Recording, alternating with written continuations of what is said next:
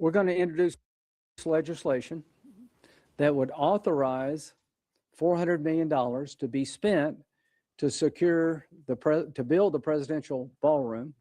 Underneath, there will be a lot of military stuff. There will be a Secret Service annex. And we've paid for it by offsetting it with custom fees. But the estimate is $332 million. We're going to do $400 million because I think it's probably going to take more. Private donations can be used, but I think they should be used for buying China and stuff like that. Underneath this ballroom will be infrastructure that is national security centric. The ballroom itself will avoid the dilemma of having to leave the White House grounds with future presidents and this president's to go downtown in a place that's less secure. President Trump said to me yesterday, we need the ballroom, not just for me, but for future presidents. He literally could have left his bedroom, walked out the back of the White House, and been at the ballroom. That's what needs to happen when you have 1,000 or 2,000 people gathered in today's environment. And the sooner we get the ballroom built, the more hardened it is, the better for the country. So I hope and pray that most people in the Senate after Saturday night will support this bill.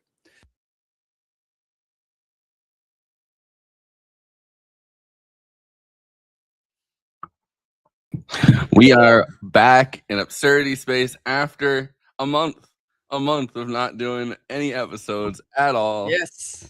I was traveling around. Christina was streaming, getting her life together, living. Yeah. Looks like, well, I don't know about living, but it looks like I might be getting a little bit of a break because my mom got her Social Security approved. Woohoo! Nice. My mom doesn't think she's gonna get $2,000. I'm like, Mom, that is like the minimum Social Security payment, and you paid like 30 plus years. That's rent, bills, and then some. Yeah. And then back pay. My mom told me, get all your new streaming stuff you want. I'm like, yeah.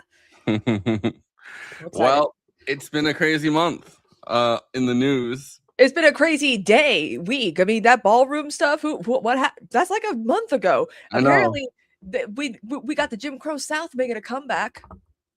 Yeah. So you want to talk about that?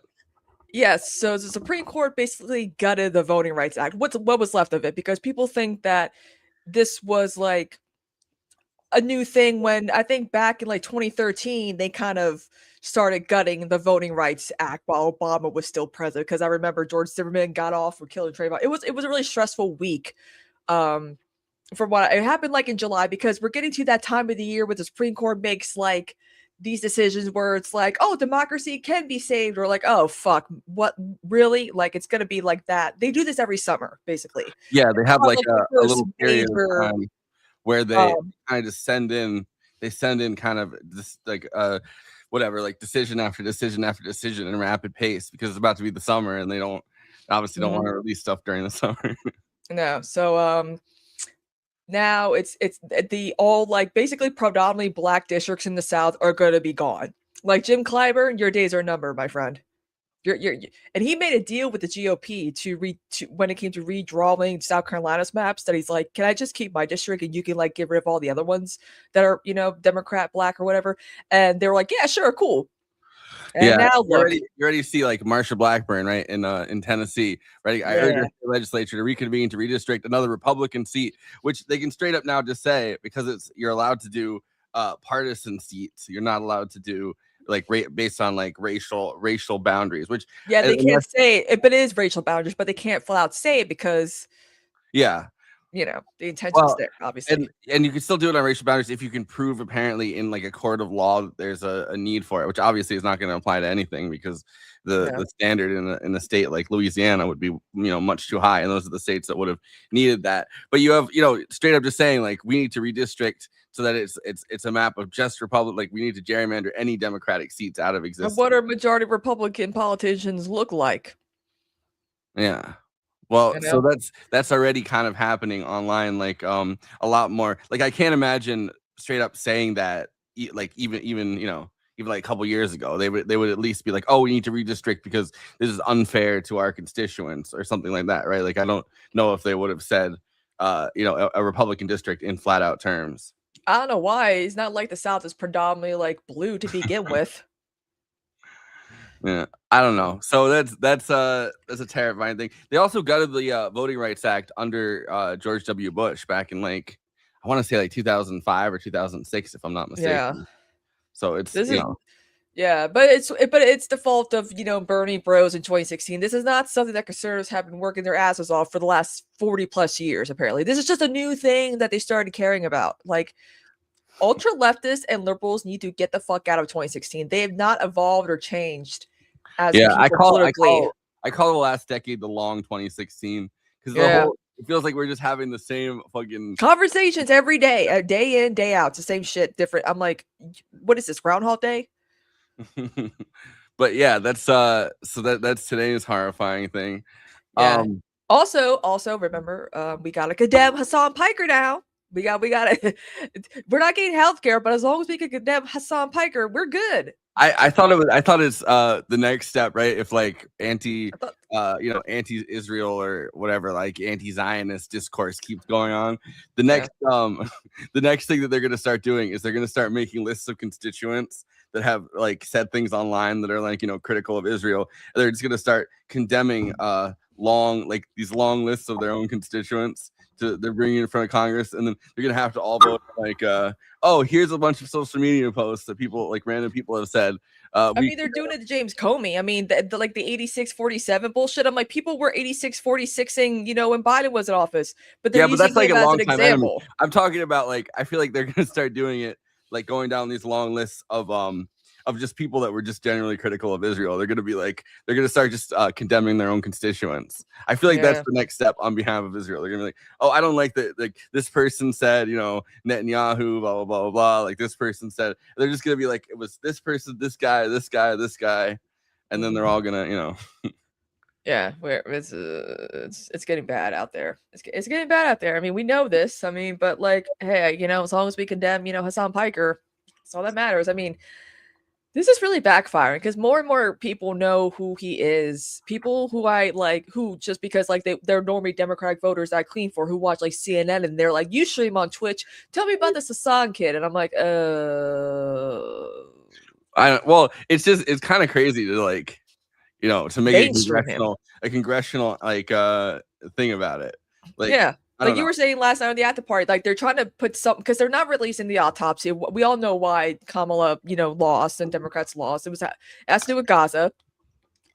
But like they need someone to blame if Democrats do lose somehow. Because like another thing too, like a lot of people think, oh well, it's leftist fault that Kamala lost, and yet Gaza and all that. And I'm like, here's the thing though. I don't think the average voter cares about the genocide. They care about that their taxpayer dollars are going towards Israel's universal health care, public housing, transportation, college. Like that is why when you tell people like, hey, because of your tax dollars, you ain't getting that health care, but Israel is, that's where a lot of normie voters are like, oh, wait, what? And I think like that's probably was a concern. I think also though, like I think people generally want to do good, and they see, they see a unpopular, I mean, whether or not they think of it as genocide in the Middle East, and they see our taxpayer dollars going to that, and then of course, like not going towards any kind of kitchen table issues. They're literally gutting they're gutting pretty much every program that actually helps people to like fuel either war or tax cuts or pretty much anything like that, right? Like so they see all of that, and I think I do think that people generally speaking want to do good, and when they see, and I think also freedom as a generalized concept, right? Like the fact that you can't say anything about Israel or you get condemned pretty much, or you can't say anything about Israel, or, it does break down. I think people like the First Amendment. They like the concept of the First Amendment. They like freedom of speech. And it's like, it goes right against that to have anything from like anti-BDS laws, or they see people literally going to court, like college students getting kicked out of college for stuff. And I don't think people, generally speaking, Americans like that.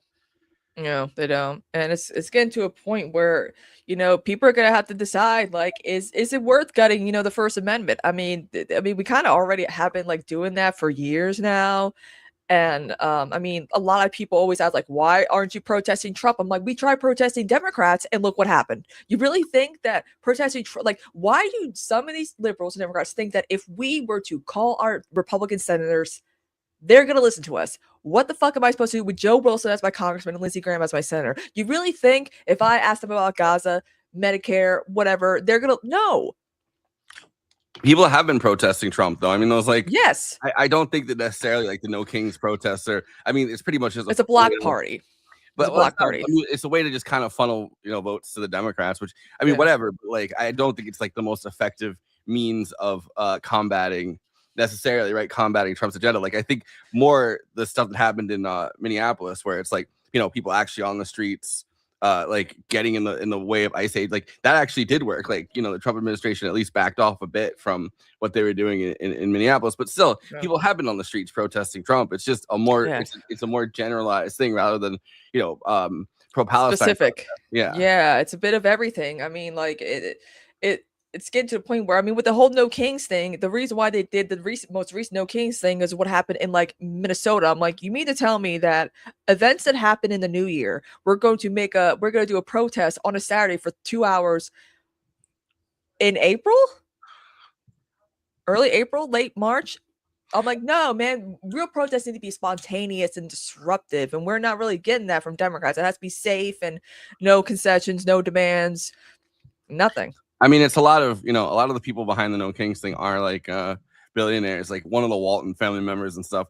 But still, I mean, that is protests against what's happening. Like, it's people registering their discontent by going out into the streets. Like, so there are protests against Trump. But they're talking about, like, a lot of times when people are like, oh, well, I don't see leftists protesting against Trump. They're talking specifically about, like, the kind of campus activism that happened during the Biden administration, but it's kind of all been folded together into like this bigger anti-Trump / no. I mean, people are throwing dildos at ICE detention centers for some reason. Like, that's what you liberals will do. Meanwhile, leftists are out there like destroying property and trying to get shit done. Like, so many like. Did you see? I'm sure you did, but the my sister got her passport renewed just in time before she had to deal with this shit. She's like, my passport is good until that man's out. Well, this is like gonna be a special. I guarantee you they're gonna charge for this. There's gonna be this is a very specific. You get like they're making 250,000 or something because it's like the 250th anniversary of America. They're making 250,000 Trump passports, and I guarantee ain't gonna hit. When it hits 200, it didn't hit. It's not. The funny thing is, people want to recreate like 1976. I'm like, nah. With Trump as president, it's not. Everyone's not gonna go crazy for the 250th birthday of America. I mean, look, I don't know, because the thing about the bicentennial, right? America was like at its lowest, one of the lowest, points that it had really been. Yeah, I remember watching. Yeah, I love the 70s. Talk about how crime in New York was, and the blackouts, and the oil crisis, and all that. Like, it was right after. I mean, it was right after both Watergate. Yeah. And Gerald Ford. This is right when it's 1976. It's the same year that Gerald Ford was at his lowest ever popularity. Jimmy Carter won. And so was Gerald Ford ever popular? I mean, like in the beginning, like in Nixon land, Rick Perlstein does a really good job, which he's doing another book. I'm so hyped for that. He's in the process of writing his fifth and final book. But they had like he really tracked through all of the bicentennial things where it's like, all of these Washington Post correspondents and like New York Times correspondents writing about like, is there really anything to celebrate this bicentennial? And of course the bicentennial goes by and they're all like, wow, it really was something to celebrate. I really feel patriotic. So I do think that there's like a snapback to that generalized feeling when these things happen. Of course, I think that we had a more cohesive society even in 1976. But also, we got better like American patriotic songs this night. We're gonna, ain't that America? It's gonna be lit. Maybe you're right. Maybe it's gonna be fun. I don't know. Oh my god, people are gonna go off with the fireworks galore. Yeah, well, I'm just saying, I think that there's a snapback to that feeling of like general patriotism that happens, but I don't know. I mean, for like a few hours, I do think that Americans have a resilient sense of their own exceptionalism, right? Like, even like I was thinking about this with I was watching the the newsroom that I posted this, but there's like the clip where it's like, it says speech like America isn't the greatest country in the world, but the two acceptable frames of that are America isn't the greatest country in the world now, but it used to be, and America is the greatest country in the world. And it was when FDR was president, like 5-10 times. Like we know that. Like the American dream was, the marginal tax rate was much higher.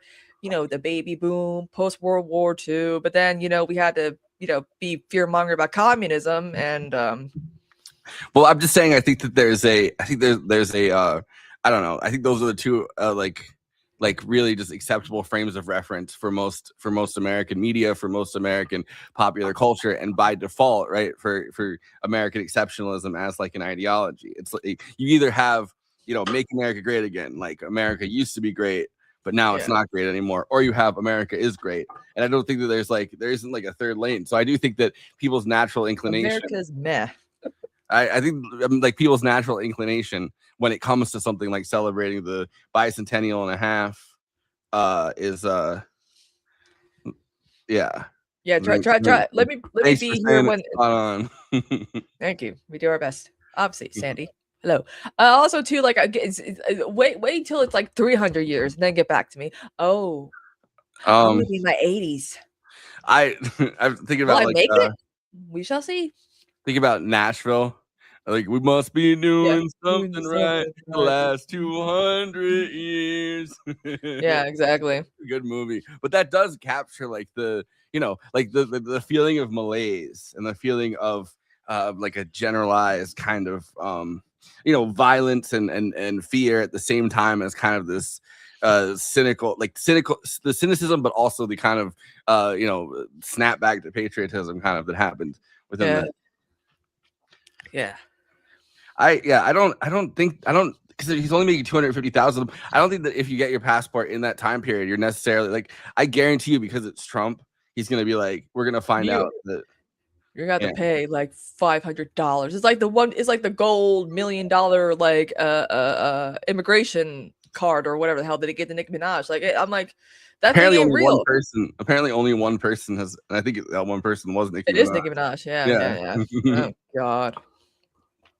Oh yeah, I'm not saying that it's I'm not saying that this is the same like thing as 1976. I'm just saying that like I just think of that sense of like like cultural resilience when it comes to this feeling of like patriotic celebration or like nationalism or like American exceptionalism. Like I think generally speaking, like a lot of people still snap back to it when the time comes, when they're prompted to. We saw that kind of like after 9/11 a little bit, like it's something major, or like when Osama bin Laden got killed. Oh man, people were like dancing in the streets and jumping up and down and going, yeah. It's gonna get harder and harder to leave the country just because it's like they're already. It costs $30,000 to relocate and start anew in another country, even if it's like a social like if everyone's like, what do you want to do? I'm like, I want to do a crime in Denmark and spend the rest of my life in a Danish prison. Have you seen those? They look like luxury retreats. I just want to be by and do misdemeanors that can maybe land me in a Danish prison. There's this one like famous Finnish prison where it looks like a summer camp. And you go in there, like each room in this prison is like, oh, you get to learn woodworking, you get to learn because I mean like over there they believe in like rehabilitation is over here we don't do that. We don't think we keep people in the system here. Yeah, but I'm just saying even going to like even just the concept of going to another country to travel is going to become a lot harder, I think, because it's like I mean number one, well, I'm saying after, because number one, I mean, like they're already starting. The European Union is already making it like hard. Like they're not including American like Shenzhen zone or whatever. Like that they're coming up with. But also, just like the amount of fuel that it takes to plane, like the plane tickets are going to go up because they have to reduce the amount of planes. So like the plane, like I don't know, like airline companies are going to have to start charging more for airline tickets because they can do less planes because they don't feel safe with the Iran war happening. Like, I don't know. It's gonna be May. by the way. America's Bicentennial was a classic fake it till you make it. Well, because people in 1976, right? Like Jimmy Carter won, and people were really enthusiastic for that short period of time about Carter, and then Carter kind of just go further and further down because every crisis he was, he was kind of damned if you do, damned if you don't. He had no ideology and he had no natural base, which was the beginning of that for Democrats. And also when they started embracing neoliberalism and abandoning FDR's, I keep telling people this. I'm like, Democrats would do well. They would finally just nail in the coffin, and adapt the FDR New Deal. I'm like, people don't remember. I'm like, when people were thriving with FDR's New Deal policies, and then slowly but surely we started chipping away at that. Party switch, Southern strategy, Lee Atwater, blah, blah, blah. But it goes to show that this didn't happen overnight. This was something that they really thought that if we appeal even back then to the center, we would do so much better. And it's no, moderate voters will still vote for Republicans because they're afraid to admit that they are Republican MAGA people. They just say, I'm just an economic, lower taxes. No, they're still very much, diet Republicans are going to always vote Republicans. Yeah, Leonard Skinner and Charlie Daniels did support Carter in 76. Also, Carter was like best friends with the Allman Brothers. Hey, remember his what was his brother name? Billy Beer? Yeah. That guy was drunk all the time. Yes, I remember another thing on that thing. I love the 70s. They talked about, how drunk that man was. And it's funny because look at all of Jimmy Carter's siblings. They all died of pancreatic cancer. And he outlived them all by 50 plus years. And it's like, damn. Well, he had the one sister. His one sister was an evangelical nut job that didn't support him at all. And they would go to her for comments because she was one of those evangelical preacher kind of people. He was a born again Christian too. People forget that. He was an evangelical, but he had an evangelical sister, and then crazy, an alcoholic brother. Yeah, an alcoholic brother. But his brother got in a lot of trouble because he didn't register for the FARA kind of thing at the time, and he took a bunch of money from Gaddafi. He had these Libyan connections, so people kept being like, well, he would show up and be like, he would try to lobby for the government. Gaddafi in Libya. Yeah, I think it's funny when people are like, "Oh, Jimmy Carter." I'm like, Iran-Contra affair, Reagan. I'm like, Reagan is the reason why we have crack in this country, legit, tied to the when you try to explain the Iran-Contra affair to the average person, they're like, you need a board with pins and shit because it's strings everywhere. It's how the hell does Iran have anything to do with South American, rebel group, whatever? And I'm like, oh, it's a long story. Yeah, but I love the Reagan line where he's like, in my heart, I believe that I didn't do anything wrong, but in my brain, I know I did. And it's that's the classic Reagan line. I mean, this is also the same guy whose wife, they use astrology. Are they making Nancy Reagan? They're making a Nancy Reagan movie, or maybe that was a meme. I thought. They got called Throat Goat, making a porn parody. I would see it. I know exactly who I would cast because I know people who told. Anyway, but yeah, it is interesting how Jimmy Carter kind of invented the post-presidency because a lot of people are like, "Oh, Jimmy Carter's," but they're like, he cured the guinea worm. He did Habitat for Humanity, building houses. He kind of was like, I had one term, couldn't do a whole lot, but now I'm actually making real change. But the problem is that Obama has a podcast, and they're not doing. I mean, Clinton's got the Clinton Global Initiative, which that has people who do things, but it's he was out there actually physically building houses with Rosalind and stuff like that. I like that they let Ghislaine Maxwell onto one of the Clinton Global Initiative panels on it had it was was it on human sex trafficking? No, it'll be funnier, but it was something that she wasn't even even a little qualified to talk about. It was ocean, something to do with the ocean, which I guess her dad drowned, so I guess she is someone drowned. Did you see that video of Cardi B getting a Jimmy Carter book from his daughter signed personally by one of the last things that was signed by him, and she's like, I got Jimmy Carter's signature, and everyone's like, what's her deal? I'm like, Cardi B is probably the smartest person when it comes to politics, believe it or not. Y'all just think because the way she talks, she's not, but she's smart. Every teacher in history is her history government teacher, oh my gosh, she always got A's. She did so well in class. You could talk to her about taxes and stuff, and it's I wish she didn't do that to her face though. I know. Megan Thee Stallion, don't be doing shit to your face either, girl. I Because don't it's know. like Yeah. it's like that, and it's like, I've girl, always you're my I've always had a soft spot for Cardi B because like her too. original producer or whatever, like Parson Fontaine that dated Megan Thee Stallion, was from here. He's like, Yeah. so they and he was originally like Cardi B's like they would write songs together or whatever, like they would collaborate, and he would like do her music videos, and they have parades in like Newburgh, like, you know, down where I live, and he like for a while, at least when he was like really popping off, he would like he got to lead the parade and be there like whatever. Yeah. Like I bet like a lot of people like Cardi B loves Eleanor Roosevelt, and I'm like, I bet she probably freaked out when she found out that October 11th is also Eleanor Roosevelt's birthday, because that's mine and Cardi's and Eleanor Roosevelt's birthday as well. nice. I didn't know they had the same birthday. Yeah. I want to talk about the Tim Heidecker Alex Jones thing, but I wanted to play. Alex Jones, he's doing all right, right? He's doing okay. He's handling this very well, very normal. Wait, I wanted to play my favorite. This is the best Tim Heidecker bit. Does anybody here have a question? Yeah, I got a question for you. What is it? When are you gonna get back to doing the fucking good shit? Simple question. You're here. Yeah. You got a ticket, so you're a fan. What are you talking about? The good. I was a fan. Not much of a fan anymore, and I got the tickets just to do this, what I'm doing now. Well, all right. So what? You don't like office hours? You don't like that? I'm not doing what? Like I don't like office hours at all. Go back to the old shit. This seems like a cash grab. It's not a cash grab. This is a charity event. They were doing this for Selah, which is for we'll get to that later. It's a cash grab, Tim. No, so what do you like? You like Tim and Eric? That's your thing? Like awesome shows that that's what you want me to be doing? I don't like Tim and Eric. Older than that. Tim and Eric seems like a cash grab. No, it's not a cash grab. Tom goes. What do you Tim mean? and Eric's a cash grab. Wait. It's mainstream. It's for jocks. So right? So wait. This guy's greedy. Wait. You don't like office hours. You don't care for my music, I suppose? No. Cash grab. What the fuck do you even like about me? Like, what is your old stuff? What? I don't. Back when you were like, "Fuck you, man."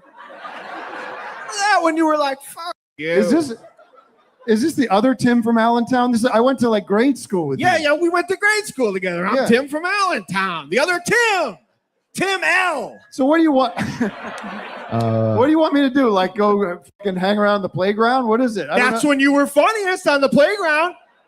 That's when you were like, "Fuck you." I guess, but I've moved on from that, man. I don't know. You moved on to try and get the moolah, Hollywood money. I moved on from doing shit when I was 7 years old, asshole.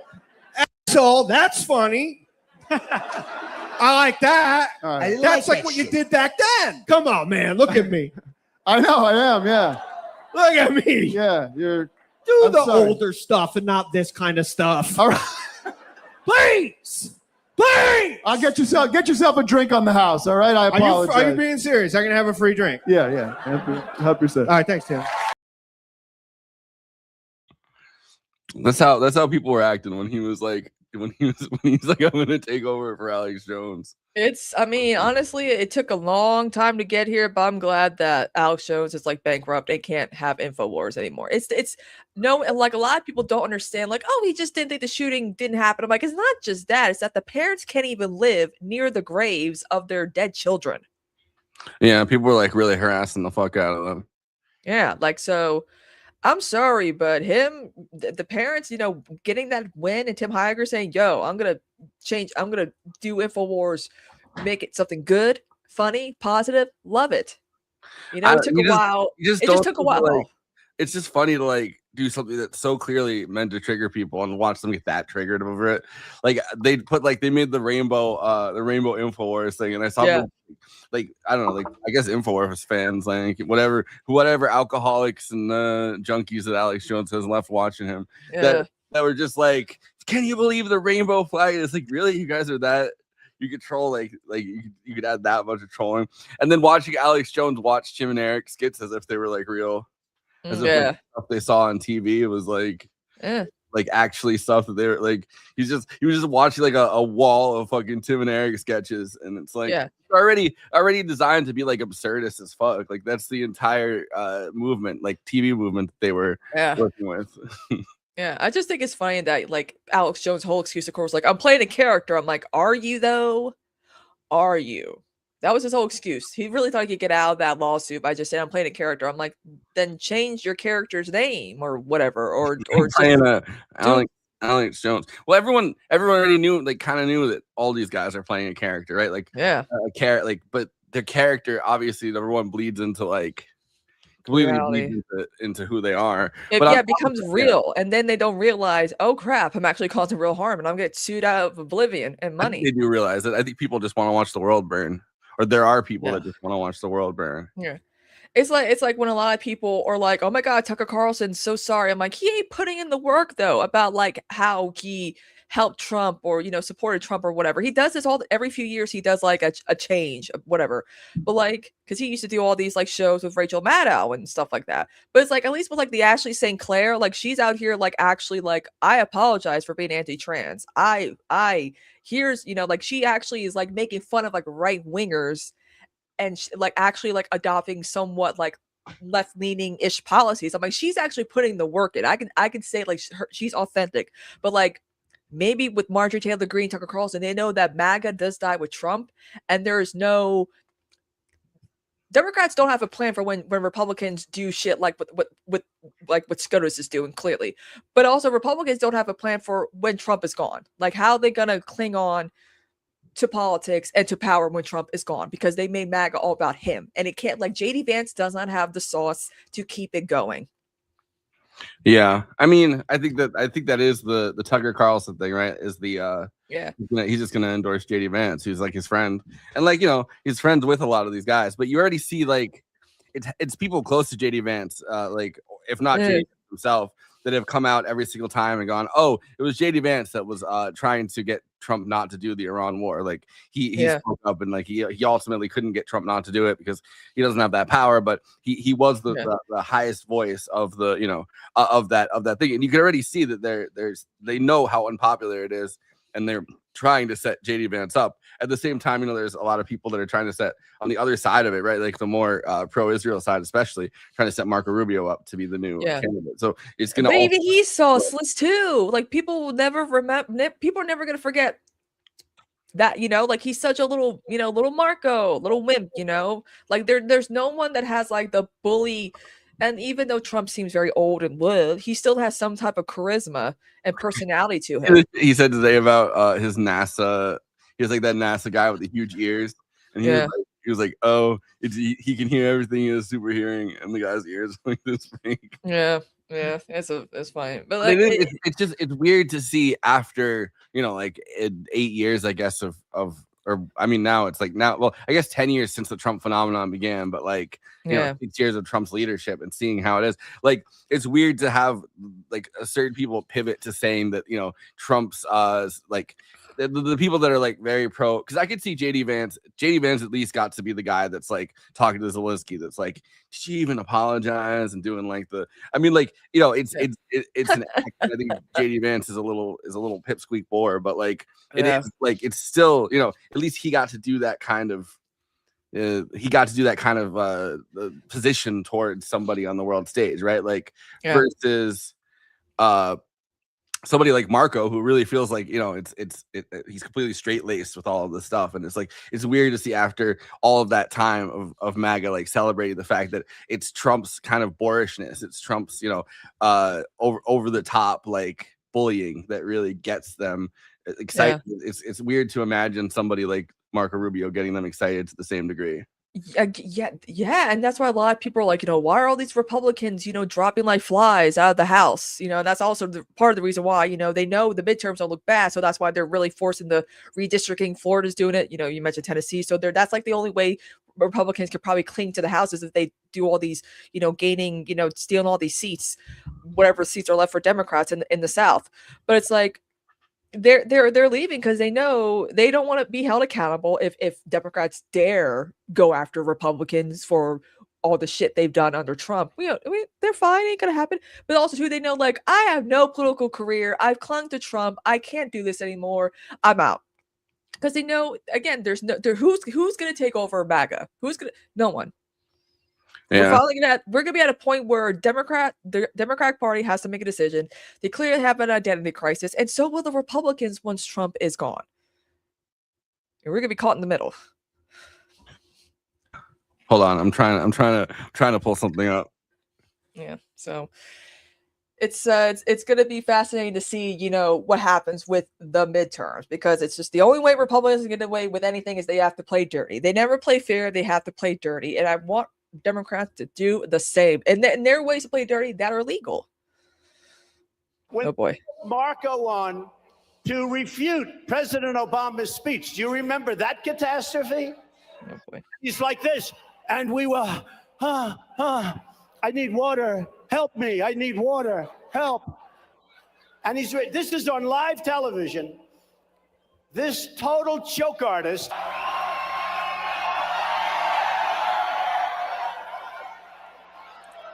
You drink with both hands.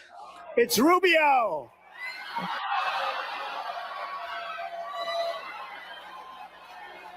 Man, look how young Trump looks there, and you could definitely see the line of demarcation.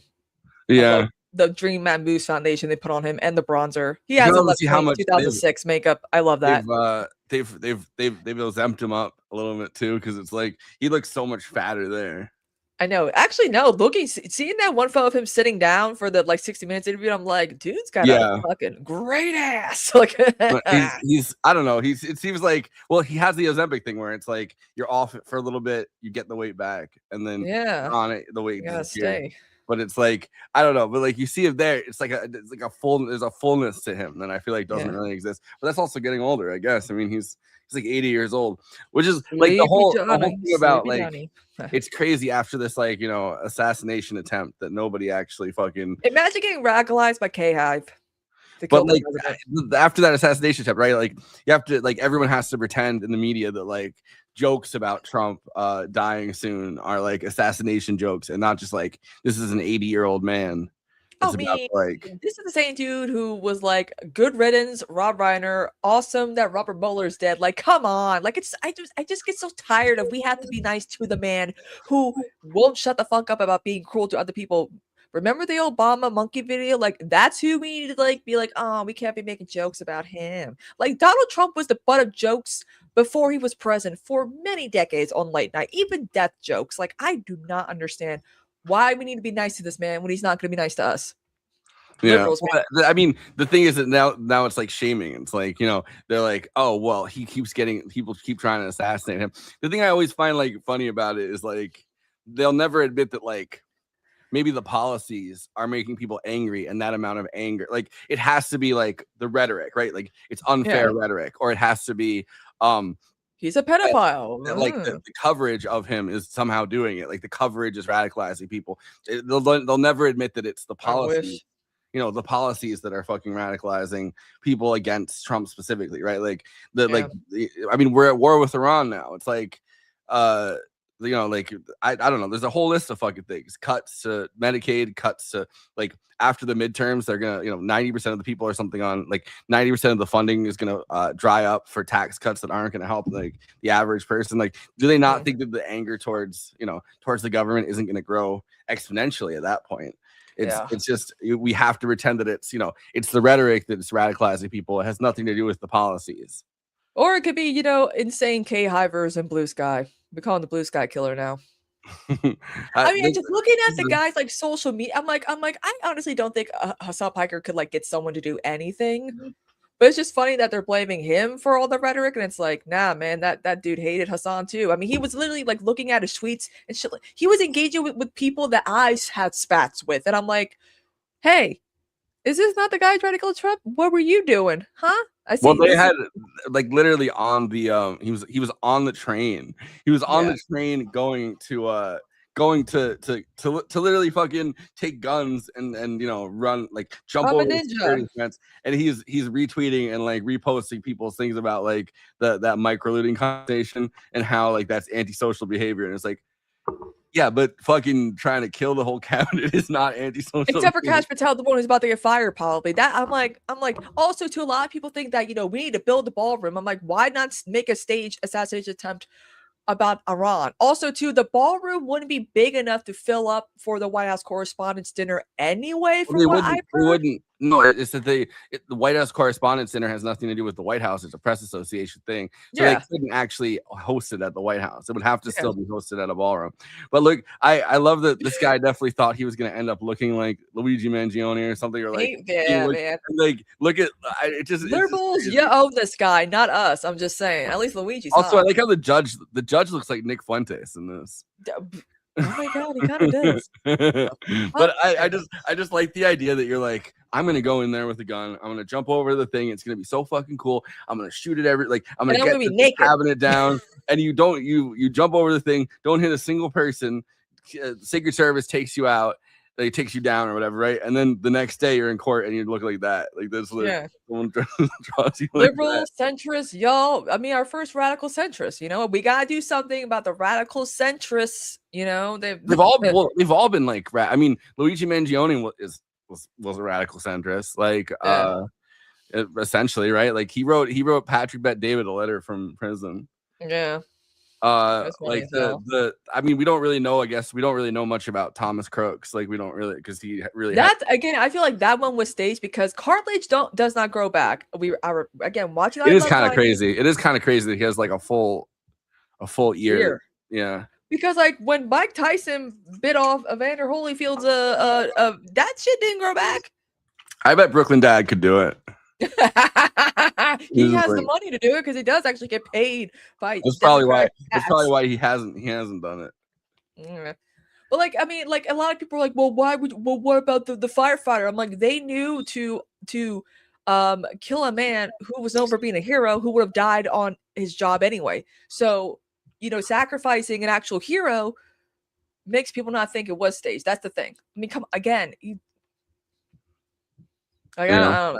Like, it's just kind of crazy that people don't think some of this shit is staged when Trump needs. It doesn't even. No one even cares about this one. Like, okay, whatever. It's been 3 times a charm. Like, whatever. Yeah, people aren't live on this space on Thursday. That's the day that people aren't want to go. Never mind. Yeah, I just like. It is kind of crazy. It is kind of crazy that, you know, I feel like every time Trump the assassination stuff happens, right? Like you could use that power to really do anything you want, and it's insane that it's the ballroom out of everything. Like, and also he doesn't seem like that like fazed by it either. Like there's like a photo of him like standing behind the curtain just staring at everyone unfolding, and even when he hears the shots, he's smirking at Melania. She's like, oh my god, not again. Who's it gonna be this time? I don't know. Even if you're the target of the assassination, right? Like, it's like the 3rd time it happened. Like, how many times? You know, like you have to. Each time you don't die, you probably, because I do think that Trump probably does believe that, you know, that his like the first assassination or something, like if it wasn't staged, like he definitely does believe that, you know, that like God saved him for some great purpose.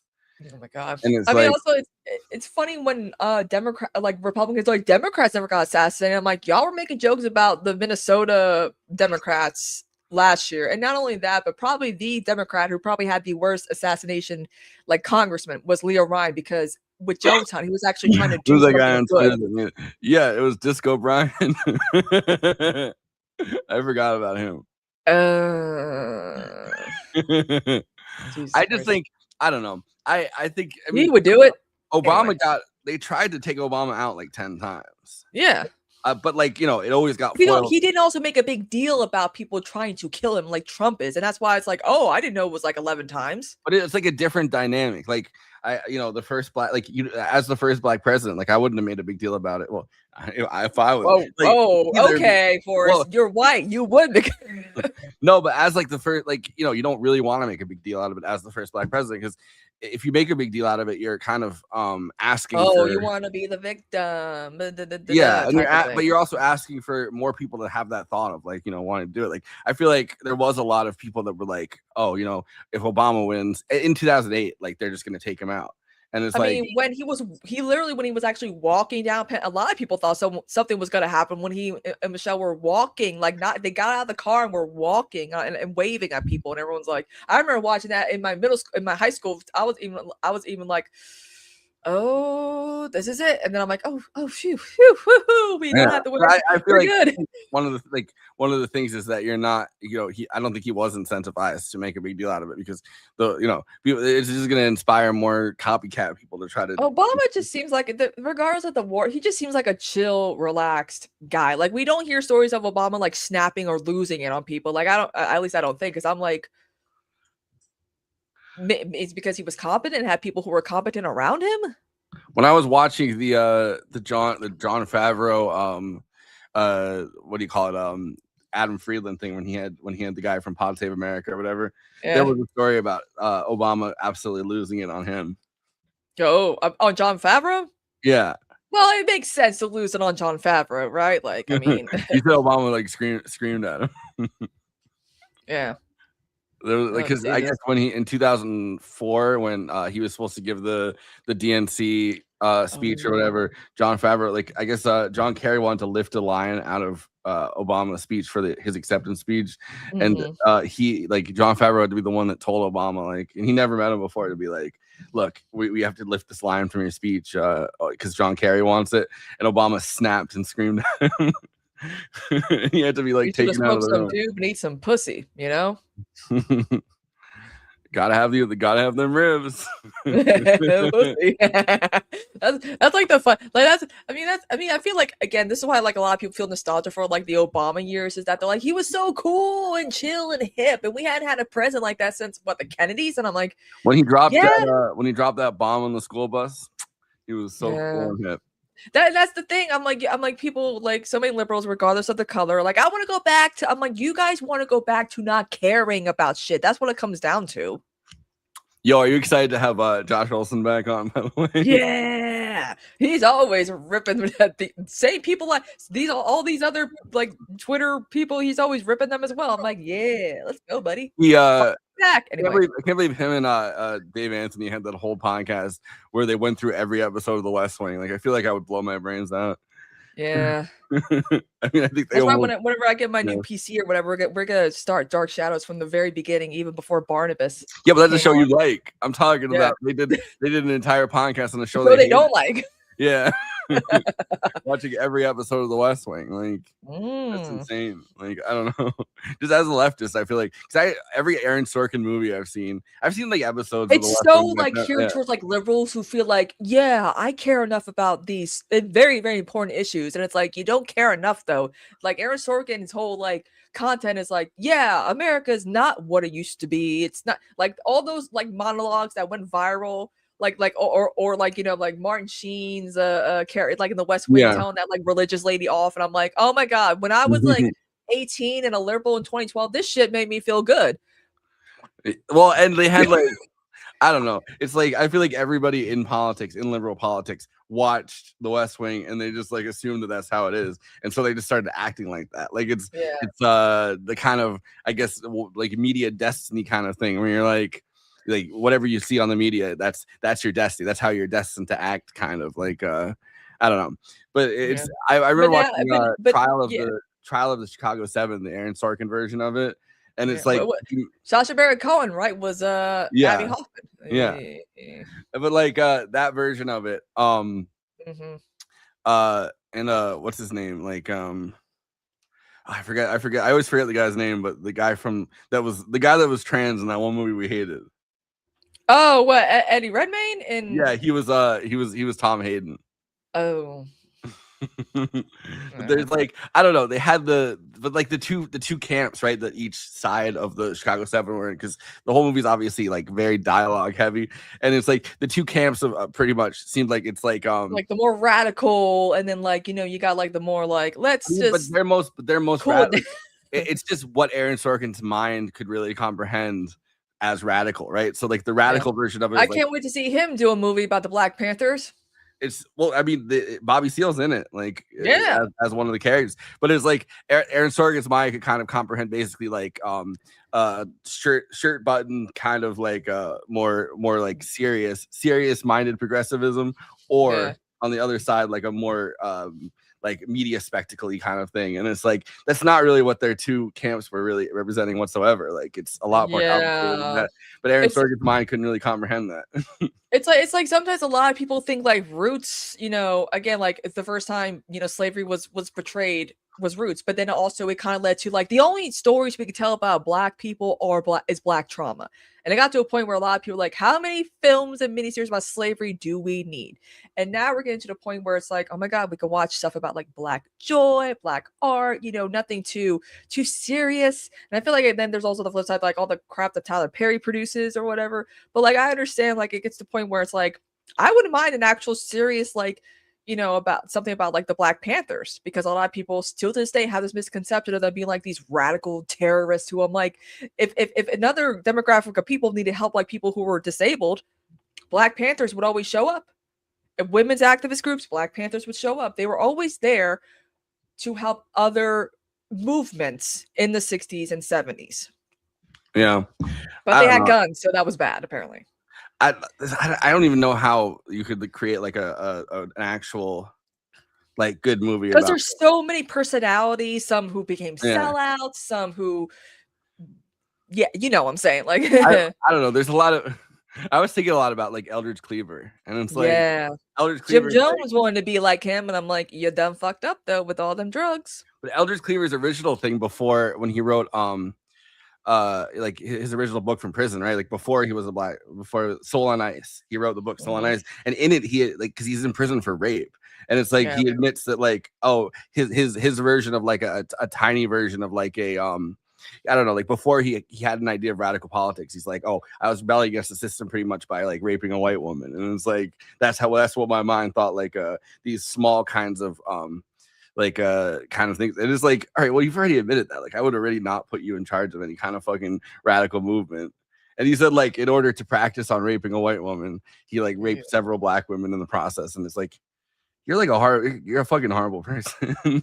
Yeah. That was before his, like, you know, that was as he was being led into the Black Panther Party. And then obviously he kind of like he was taken to fucking he had to go abroad pretty much because the cops are hunting him after Bobby Hutton you know, got shot a bunch of times, and he was coming out of the thing, and he took off for Algeria, and he had to live in Algeria for like a certain period of time, and then he came back and you know, he was a crack smoking Mormon after that, and he was like a big Reagan supporter, and he kept running for mayor of like Berkeley, and they were like, no, we're not voting for you for mayor of Berkeley. Yeah, and that was also kind of the reason why Jim Jones did Jonestown, because, you know, serious allegations, you know, were coming. He was hoping that, you know, he would get away. And I'm like, dude, but you also got to make like the change too. You were still doing like the same shit you were doing when you were in the U.S. I mean, Jonestown's kind of, I mean, well, you know more than anyone, but it's kind of an insane story just because of the amount of political like influence they were allowed to wield. Yeah, and also ignore. I mean, that's why I always say Congressman Leo Ryan, like, he died, you know, actually doing like what politicians should be doing, hands-on investigation, you know, into like things. The congressman that actually went down to what's his name? Yeah, I know. That kind of reminded me of that, because he was actually willing to go to like didn't die. You know, El Salvador, and but I mean, you know, El Salvador is a little bit different because they you know, they require U.S. back. Like El Salvador would be nothing without U.S. backing. You'd be nothing without us. It's crazy that Israel would be nothing without us either. It's crazy that Bukele is like Palestinian. Yeah, but Bukele's a Palestinian Christian, but his dad converted to Islam in El Salvador and bought 4 mosques. He was like a businessman that bought 4 mosques. Oh my God. You know what's funny too is one of Congressman Leo Ryan's daughters joined that one like Hindu or what cult where the guy tried to do like a bioterrorism and poison like a whole town to poison like that one politician like Arizona or something like that. Like, I'm like, your father died because of a cult and you joined a cult that tried to do. Were they related to like the Hare Krishnas? No, it was like, I forgot what it was called. Because they're like, you know, they're still like the #1 kind of Hindu.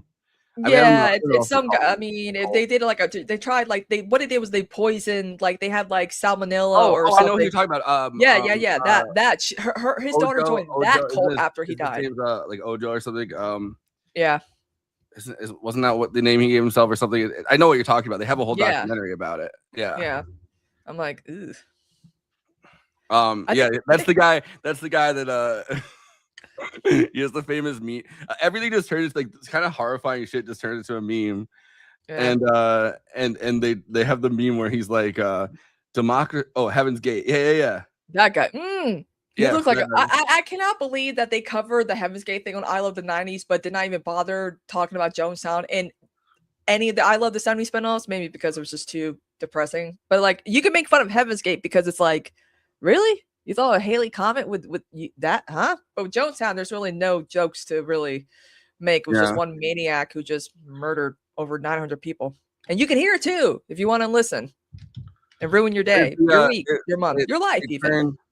Well, Heaven's Gate's the one that was they were taking them up to the Hale Comet thing. They thought they were gonna go to space and come back or whatever. And it's like, yeah, they turned that one the one guy that you're talking about and I forget what his name is. They turned him into Osho. That's what I was trying to say. Osho is the guy that you're talking about where they were all this like Hindu kind of cult. I forget what the name of their group is. Yeah, Ranjish. It's like Ranjish. They poisoned the water supply in a town to try to get it so that their candidate would win the election in Arizona. But they have that famous meme where he's like, but the people are retarded. And that's like the one thing that he's remembered for because he's like he turned his like one clip into a meme when he had these like long hour-long lectures, and it's like the one thing people remember about him is saying that. Yeah. But you want to call it here? Yeah. Well, this has been Absurdity Space back after 1 month of not having fun, not streaming. Follow us on YouTube, but also follow Movie Night Extravaganza, where on Monday at 8 o'clock we're going to be talking about Vertigo with Eileen Jones. We're all gonna make sure we have Vertigo by the time the show starts too. Yeah, we're all gonna like Liza Minnelli in Arrested Development. Yeah. But also after that we have Josh Olson coming on, and then we have Adam McKay coming on. He confirmed today, and we picked a movie today. So we're gonna have a crazy month over at Movie Night Extravaganza. So follow us along there. Follow us on here. Follow this space if you're watching on the Absurdity Space channel. We could do this without you. We couldn't keep this streaming up, so thanks so much. We'll see you next week at this time. Bye.